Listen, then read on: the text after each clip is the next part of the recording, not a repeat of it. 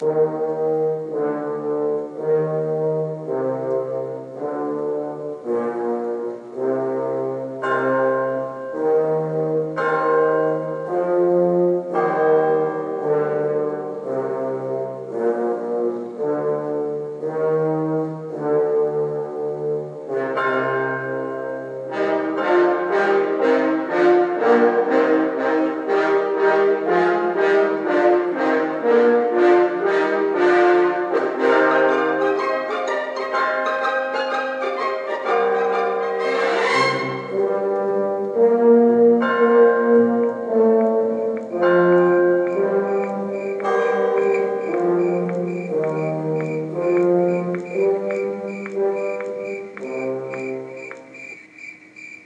there? Nay, answer me. Stand and unfold yourself. Long live the king! Ye dear? She? You come most carefully upon your hour. 'Tis now struck 12. Get ye to bed, Francisco. For this relief, much thanks. 'Tis bitter cold, and I am sick at heart. Have you had quiet guard? Not a mouse stirring. Well, good night. If you do meet Horatio and Marcellus, the rivals of my watch, bid them make haste. I think I hear them. Stand ho. Who's there? Francis ground. And liegeman to the Dane. Give ye good night. Oh, farewell, honest soldier. Who hath relieved you? Yadira has my place. Give ye good night. Hola, Yadira. Say, what is Horatio there? Peace of them. Welcome, Horatio. Welcome, good Marcellus. What, has this thing appeared again tonight? I have seen nothing. Horatio says 'tis but our fantasy and will not let belief take hold of him, touching this dreaded sight twice seen of us. Therefore I have entreated him along with us to watch the minutes of this night, that if again this apparition come, he may approve our eyes and speak to it. Tush, tush. 'Twill not appear.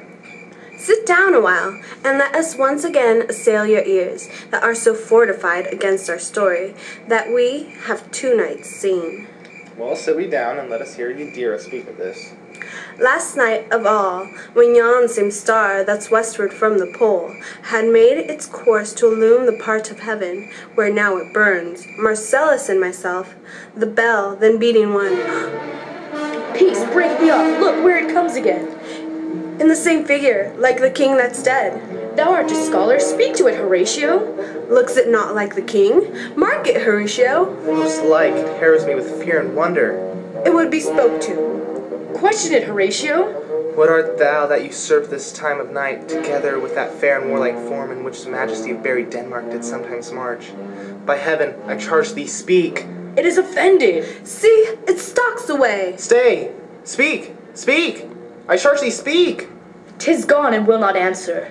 How now, Horatio? You tremble and look pale. Is not this something more than fantasy? What think you on it? Before my God, I might not this believe without the sensible and true avouch of mine own eyes. Is it not like the king? As thou art to thyself, such was the very armor he had on when the ambitious Norway combated. So frowned he once when, in angry parley, he smote the sledded poleaxe on the ice. 'Tis strange. Thus twice before and jump at this dead hour with martial stock hath he gone by our watch. In what particular thought I work, I know not, but in the gross and scope of my opinion, this bodes some strange eruption to our state. Good now, sit down and tell me, he that knows, why this same strict and most observant watch so nightly toils the subject of the land, and why such daily cast of brazen cannon and foreign mart for implements of war, why such impressive shipwrights whose sore task does not divide the Sunday from the week, what might be toward, that this sweaty haste doth make the night joint laborer with the day. Who is it that can inform us? That can I, at least whisper goes so.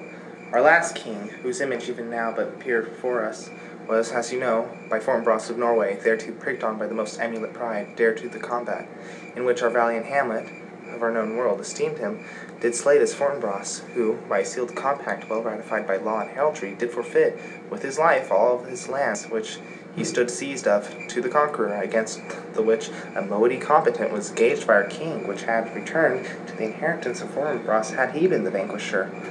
As by the same covenant and carriage of the article designed, his fell to Hamlet. Now, Sir young Fortinbras of unimproved metal hunt full hath in the skirts of Norway here and there sharked up a list of lawless resolutes for food and diet to some enterprise that hath the stomach in it, which is no other, as it doth well appear unto our state, but to recover us by a strong hand and terms compulsatory those for said lands, so by his father lost, and this I take it, is the main motive of our preparations, the source of this our watch, and the chief of this post-haste and roamage in the land. I think it be other, but even so. Well, may it sort that this prodigious figure come armed through our watch, so like the king, that was and is the question of these wars. Remote it is in the mind's eye, in the most high and palmy state of Rome, a little ere the mightiest Julius fell. The grave stood tenantless, and the sheeted dead did squeak and gibber in the Roman streets. As stars with trains of fire and dews of blood, disasters in the sun, and the moist star, upon whose influence Neptune's empire stands, was sick, almost to doomsday with eclipse, and a like precursor of fierce events, as harbingers preceding still the fates, and prologue to the omen coming on, have heaven and earth together demonstrated unto our climatures and countrymen. But soft, behold, lo, where it comes again! Across it don't blast me. Stay, illusion, if thou hast any sound or use of voice, speak to me. If there be any good thing to be done, that may to thee do ease and grace to me, speak to me. If thou art privy to thy country's fate, which happily for knowing may avoid, O speak. Or if thou hast apported in thy life extorted treasure in the womb of earth, for which they say you spearest off the walking death, speak of it! Say, and speak!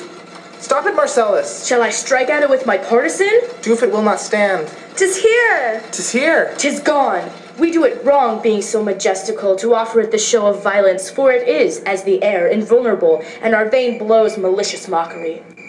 It was about to speak when the cock crew. And then it started like a guilty thing, upon a fearful summons. I have heard the cock, that is the trumpet to the morn, doth with his lofty and shrill-sounding throat awake the god of day, and, at his warning, whether in the sea, or fire, in earth or air, the extravagant and erring spirit hies to his confine, and of the truth herein, this present object made probation. It faded on the crowing of the cock. Some say that ever gainst that season comes wherein our Saviour's birth is celebrated. The bird of donging singeth all night long. And then, they say, no spirit dares stir abroad. The nights are wholesome, then no planets strike. No fairy takes, nor witch hath power to charm. So hallowed and so gracious is the time. So have I heard, and do in part believe it. But look, the morn, in russet mantle clad, walks over the dew of yon high eastward hill. Break we our watch up, and, by my advice, let us impart what we have seen unto young Hamlet. For upon my life, the spirit dumb to us will speak to him. Do you consent we shall acquaint him with it, as needful in our loves, fitting our duty? Let's do it, I pray, and I this morning know where we shall find him most conveniently.